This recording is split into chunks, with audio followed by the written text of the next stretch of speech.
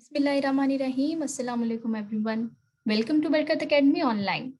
9th class chemistry chapter 3 periodic table and periodicity of properties. We have started the third property that was ionization energy. ऐसे ही है ionization energy हमने start किया था जिसका हमने देखा था कि ionization energy खुद क्या है और फिर उसके बाद हमने देखा था कि फर्स्ट आयनाइजेशन एनर्जी और सेकंड आयनाइजेशन एनर्जी क्या है और सेकंड आयनाइजेशन एनर्जी ज्यादा क्यों होती है फर्स्ट आयनाइजेशन एनर्जी से। ठीक है, इस वीडियो में हमने क्या डिस्कस करना है, ट्रेंड्स को डिस्कस करना है। बहुत ही इंपॉर्टेंट है कि आयनाइजेशन एनर्जी का ट्रेंड क्या है पीरियोडिक टेबल में। ठीक है, तो हम स्टार्ट करते हैं पीरियड से, फिर ग्रुप्स पे जाएंगे, फिर सारे जो है पास पेपर्स के सारे क्वेश्चंस डिस्कस करेंगे जो इसके ट्रेंड से रिलेटेड है। बहुत ही इंपॉर्टेंट है ये। सो शुरू करते हैं पीरियड्स में। पीरियड नंबर 2 मैंने एग्जांपल लिया, ठीक है, वही एग्जांपल है और पीरियड नंबर 2 का जो है पहला एलिमेंट लिया है और आखिरी एलिमेंट लिया है। पहला एलिमेंट लिथियम है और आखिरी एलिमेंट क्या है, नियोन है। तो हमने इसमें क्या देखना है, बेसिकली आयनाइजेशन एनर्जी का ट्रेंड देखना है कि आयनाइजेशन एनर्जी मतलब कि वो एनर्जी जो हमें आयनाइजेशन के लिए चाहिए, इसमें से एक इलेक्ट्रॉन छीनने के लिए चाहिए। ठीक है, तो अब देखिएगा किसमें से इलेक्ट्रॉन को निकालना आसान होगा। इधर से इधर को जाते हुए ये आसान होता है या मुश्किल होता है। ठीक है, मुझे यहां से एक इलेक्ट्रॉन निकालना है, कितनी एनर्जी चाहिए होगी। ठीक है, देखें ये डिपेंड करता है साइज पे। हमने साइज पढ़ा था, साइज आपको याद होगा एक पीरियड के अंदर एटॉमिक साइज का क्या ट्रेंड होता है, atomic size decreases in a period. ऐसा ही है, इसकी रीजन हमने एटॉमिक साइज में देखी थी, आप वहां से रीजन भी जाकर देख सकते हैं। तो जो है वो इसमें अट्रैक्शन जो है वो बढ़ती जाती है। इधर 10 पॉजिटिव चार्ज है, इधर 10 नेगेटिव चार्ज है, इनमें अट्रैक्शन ज्यादा होगी। यहाँ पर 3 पॉजिटिव चार्ज है, यहाँ 3 नेगेटिव चार्ज है, इनकी अट्रैक्शन कम होगी। इसकी अट्रैक्शन कम है तो साइज थोड़ा बड़ा होगा, इसकी अट्रैक्शन ज्यादा है तो साइज जो है वो सिकुड़ गया, स्क्वीज हो गया, है ना, कॉन्ट्रैक्ट हो गया एटम। तो इधर को जाते हुए पीरियड में क्योंकि एटम का साइज जो है वो कम होता है, तो जितना एटम का साइज कम होगा उतना ज्यादा न्यूक्लियस का होल्ड अपने इलेक्ट्रॉन्स पर ज्यादा होता जाएगा। अगर न्यूक्लियस का होल्ड अपने इलेक्ट्रॉन पर ज्यादा होगा तो क्या आयनाइज करना आसान होगा? बिल्कुल भी नहीं। इसको आयनाइज करने के लिए आयनाइजेशन इसकी आसान नहीं होगी, जिसकी वजह से आयनाइजेशन एनर्जी हमें ज्यादा देनी होगी। तो क्या हमें ट्रेंड पता चला कि पीरियड के अंदर लेफ्ट टू राइट जाते हुए हमें एनर्जी जो है वो ज्यादा देनी पड़ती है। Ionisation energy left to right जाते हुए इंक्रीज करती है। जितने भी हमारे इधर लेफ्ट पे मौजूद होंगे उनकी आयनाइजेशन एनर्जी कम होगी और जो राइट पर मौजूद होंगे उनकी आयनाइजेशन एनर्जी बहुत ज्यादा होगी। वो इलेक्ट्रॉन को देना पसंद नहीं करेंगे और इधर वाले आसानी से इलेक्ट्रॉन दे सकते हैं। जो आसानी से इलेक्ट्रॉन दे सकते हैं उनको हम मेटल्स कहते हैं, जो नहीं दे सकते उनको नॉन मेटल्स कहते हैं। तो अब आपको शायद कुछ याद आ रहा हो, जब हमने पीरियोडिक टेबल का इंट्रोडक्शन लिया था तो मैंने आपसे कहा था कि जो आपके लेफ्ट पे मौजूद होते हैं वो मेटल्स होती हैं, जो आपके राइट पे मौजूद होती हैं वो नॉन मेटल्स होती हैं। सो आपको ये बात पता चली कि जो आपके मेटल्स हैं उनकी आयनाइजेशन एनर्जी कम होती है, इस वजह से वो अपने इलेक्ट्रॉन आसानी से दे सकते हैं। तो जो आपके लेफ्ट पे पीरियोडिक टेबल में मौजूद होंगे वो मेटल्स होंगे और इधर को जाते हुए नॉन मेटल्स आती हैं। ऑलराइट, ठीक है, आगे चलते हैं। Trend in periodic table groups में। ठीक है, ग्रुप नंबर 1 मैंने लिया है, ऊपर से नीचे आते हुए कौन सा है जी, लिथियम लिया है और यहाँ पे मैंने जो है वो पोटाशियम को सेलेक्ट किया। ठीक है, पोटाशियम, ये हमारे पास लिथियम जो है वो सेकंड पीरियड का है तो 2 शेल्स आप देख सकते हैं, और ये हमारा चौथे पीरियड का है तो आप यहाँ पे देख सकते हैं 4 शेल्स हैं। ये मैंने इसके जो है वो इलेक्ट्रॉन्स की डिस्ट्रीब्यूशन भी बता दी है। इसमें जो है वो 3 इलेक्ट्रॉन के आप डिस्ट्रीब्यूशन देख सकते हैं और इसमें जो है वो आप 19 इलेक्ट्रॉन्स की जो है वो डिस्ट्रीब्यूशन देख सकते हैं। ये इसमें 2 हैं, इसमें 8 है, 10 हो गए टोटल, और इसमें कितना हो गया 18, और एक जो है वो आपके बाहर आ जाएगा। अब देखिएगा यहाँ पे आपने क्या करना है, एक ग्रुप के अंदर आपके वैलेंस इलेक्ट्रॉन तो सेम होगा। ठीक है, इसमें से भी एक निकालना है, इसमें से भी एक निकालना है। ठीक है, तो अब देखें किसको कितनी एनर्जी चाहिए होगी, वो कितनी आसानी से अपना इलेक्ट्रॉन देगा, यही बताना है हमने। देखें यहां से यहां आते हुए आपको पता है साइज इंक्रीज करता है, शेल्स की तादाद बढ़ती है तो शील्डिंग इफेक्ट इंक्रीज करता है। शील्डिंग इफेक्ट इंक्रीज करेगा तो न्यूक्लियस का होल्ड अपने इलेक्ट्रॉन्स पर उतना ज्यादा सही नहीं रहेगा। तो अगर होल्ड ज्यादा सही नहीं रहेगा तो हमें थोड़ी सी एनर्जी देने से भी, थोड़ी आयनाइजेशन एनर्जी से भी हम इस इलेक्ट्रॉन को आसानी से बाहर छीन सकते हैं। क्या पता चला कि ग्रुप के अंदर ऊपर से नीचे आते हुए आप आसानी के साथ अब इसके इलेक्ट्रॉन को छीन सकते हैं। ठीक है, तो ऊपर से नीचे आते हुए आयनाइजेशन एनर्जी डिक्रीज करती है, ठीक है, तो अब हमें क्या पता चल गया, पीरियड के अंदर आयनाइजेशन एनर्जी इंक्रीज करती है और टॉप टू बॉटम आते हुए हमारी आयनाइजेशन एनर्जी डिक्रीज करती है। ठीक है, यहाँ पे एक बात बड़ी इंपॉर्टेंट है, बच्चे यहाँ पे कंफ्यूज होते हैं आयनाइजेशन और आयनाइजेशन एनर्जी से। ऊपर से नीचे आते हुए आयनाइजेशन का अमल आसान हो रहा है, ये आयन बनना पसंद करते हैं, लेकिन इसका ये मतलब नहीं है कि इसकी आयनाइजेशन एनर्जी जो है वो क्या ज्यादा, इससे नहीं, आयनाइजेशन ज्यादा हो रही है, आयनाइजेशन एनर्जी डिक्रीज कर रही है, एनर्जी की जरूरत कम हो रही है, इसको कंफ्यूज नहीं कीजिएगा। क्वेश्चंस पे चलते हैं। क्वेश्चन नंबर 31 सीरीज का, ठीक है, मतलब अब तक हमने जितने चैप्टर में क्वेश्चंस डिस्कस किए हैं वो सारे पास पेपर्स के थे, और 31 क्वेश्चन पे हम आ गए हैं, 31 क्वेश्चन पे। ये सारे हम इसमें शॉर्ट क्वेश्चंस को डिस्कस कर रहे हैं क्योंकि आपके इस चैप्टर में से शॉर्ट क्वेश्चन ज्यादा आने हैं। ठीक है, तो क्या है जी, give the trend of ionisation energy in a period, बहुत बार आपसे पूछा गया है, पीरियड के अंदर बताएं। तो अभी पढ़ के आया, पीरियड के अंदर साइज जो है वो डिक्रीज करता है, इलेक्ट्रॉन को निकालना इतना आसान नहीं होता। ठीक है, तो क्या है जी, सबसे पहले हम ट्रेंड बताएंगे, फिर रीजन बताएंगे, एग्जांपल बताएंगे। उसी तरह से क्या ट्रेंड है, if we move from left right in a period the ionisation energy increases. Alright, reason, size of atom reduces, valence electrons are held strongly by the electrostatic force of the nucleus. Nucleus की electrostatic force से इसको बहुत अच्छी तरह से valence electron को पकड़ा हुआ होता है। इलेक्ट्रोस्टैटिक फोर्स को याद रखिएगा, क्या है इलेक्ट्रोस्टैटिक फोर्स, न्यूक्लियस की फोर्स को ही कहते हैं।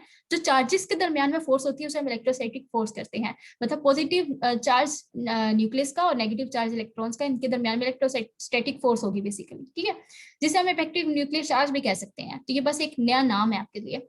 आगे, रिजल्टेंटली क्या होता है, नतीजतन the valence shell electrons can not be taken away easily. Example की बात करते हैं, in the second period element present on the extreme left, that is lithium, has ionization energy of 520 kilojoule per mole, while the element on the extreme right, that is neon, has ionization energy of 2080 kilojoule per mole. All right, ठीक है, तो ये बात आपने याद रखनी है। आगे चलते हैं, नेक्स्ट क्वेश्चन है आपके पास, it is 32 question, what is the trend of ionisation energy in a group. पहले हमने पीरियड में बात की, अब वो ग्रुप में पूछता है। एक दफा आप उसने आपसे इस तरह से भी पूछा है कि give the reason for the decrease of ionisation energy down the group. ठीक है, तो यहाँ पे उसने रीजन पूछ लिया, यहाँ उसने ट्रेंड पूछ लिया, तो दोनों का तकरीबन सेम क्वेश्चन आंसर होगा। If we move down the group the ionisation energy decreases, why, reason क्या है, size of atom increases as more and more shells lie between the valence shell and the nucleus of an atom. These additional shells reduce the electrostatic force of the nucleus felt by the electrons present in the outermost shell, that is shielding effect increases. बड़ी simple सी बातें हैं कि size जो है वो increase करता है ऊपर से नीचे की तरफ, जिसकी वजह से ज्यादा शेल्स जो है वो उनका एडिशन होता जाता है, ऐसा ही है, और शेल्स के एडिशन की वजह से शील्डिंग इफेक्ट इंक्रीज करता है। तो ये इसका रीजन था। रिजल्टेंटली क्या होता है, the valence shell electrons can be taken away easily. Example की बात करें, in group number 1 lithium has the ionisation energy of 520 kilojoule per mole, while caesium has the ionisation energy of only 377 kilojoule per mole. तो ये आपने values याद कर लेनी है, कोई इतना मुश्किल काम नहीं है। ठीक है, तो ये बस एक्सट्रीम्स की आपको वैल्यूज याद करनी है, तो ये वैल्यूज लिखना मत भूलिएगा, बहुत अच्छा इंप्रेशन पड़ेगा एग्जाम में पे। आगे चलते हैं हमारे पास। ठीक है, ये ट्रेंड से रिलेटेड था पीछे के दोनों क्वेश्चन, ये बड़े इंपॉर्टेंट क्वेश्चन है, दैट्स व्हाई मैंने कहा था बहुत इंपॉर्टेंट जो है वो टॉपिक है, इसको अच्छी तरह याद करना है आपने। आपका चैप्टर नंबर 8 इससे रिलेटेड है। ठीक है, so why ionisation energy of sodium is less than magnesium. Sodium की आयनाइजेशन एनर्जी मैग्नीशियम से कम क्यों है। ठीक है, अगर आप देखिएगा जरा, सोडियम, अगर इसी के लिए मैंने कहा था कि आपको पीरियोडिक टेबल को याद करना बहुत जरूरी है, थोड़ा सा समझना जरूरी है, जो आपके पहले 20 एलिमेंट है एटलीस्ट आपको वो याद करने हैं। तो सोडियम जो है हमारे पास पहले ग्रुप का मेंबर है, मैग्नीशियम आपका दूसरे ग्रुप का मेंबर है, और ये दोनों जो है वो सोडियम और मैग्नीशियम तीसरे पीरियड में आते हैं।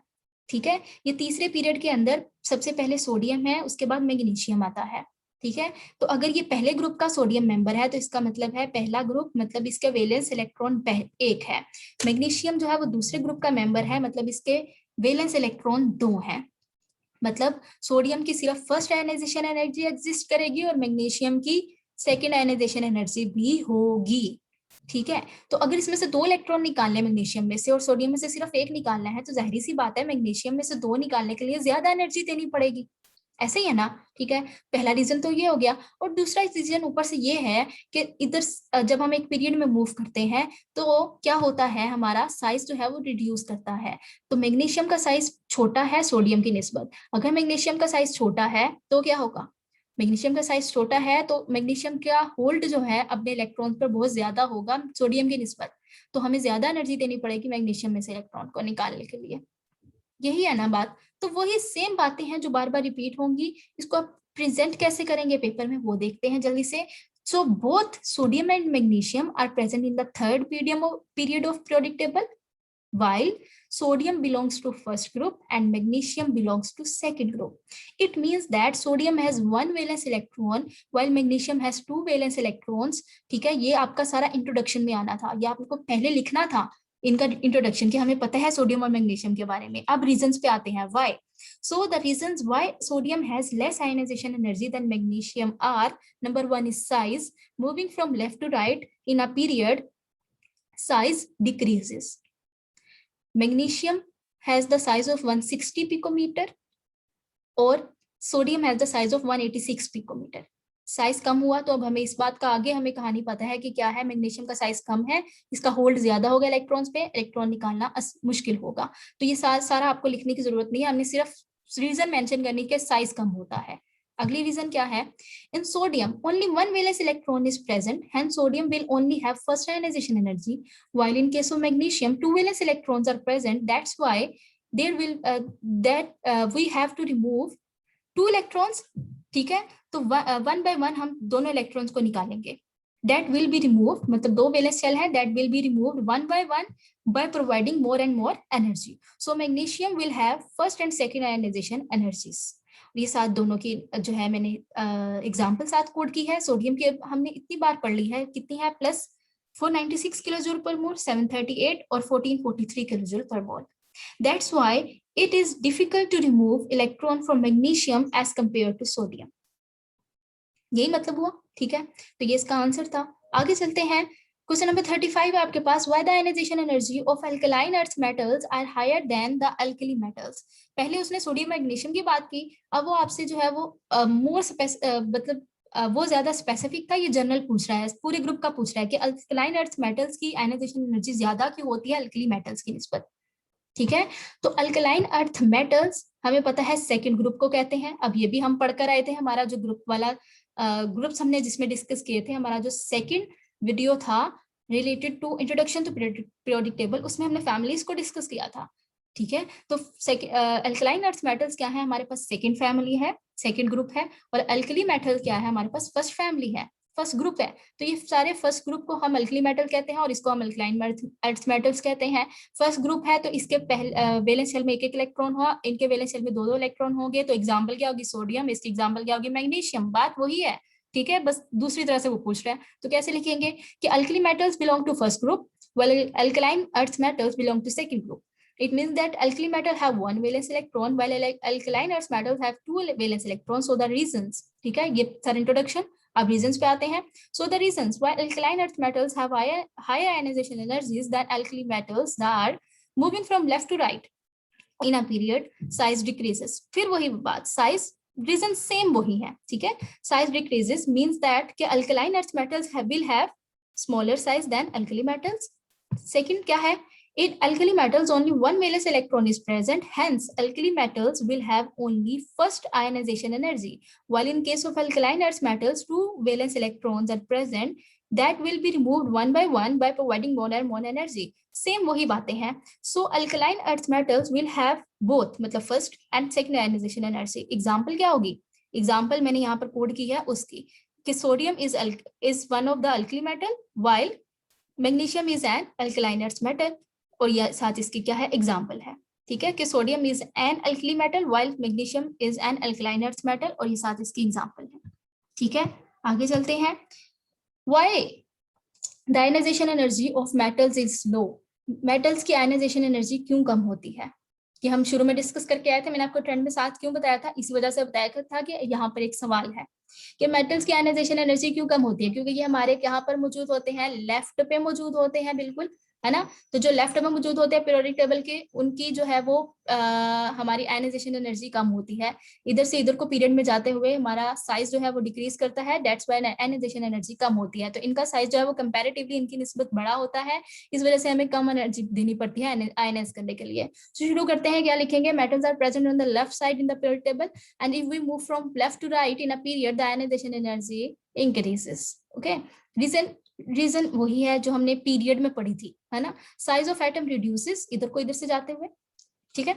और valence electron are held strongly by the electrostatic force of the nucleus, इधर को इधर से जाते हुए ये रीजन आते हैं, लेकिन इधर पे जो है वो ये दोनों चीजें कम होंगी, साइज ज्यादा होगा और अट्रैक्शन कम होगी। Resultantly the valence shell electrons can be taken away easily, that's why metals have a low ionization energy।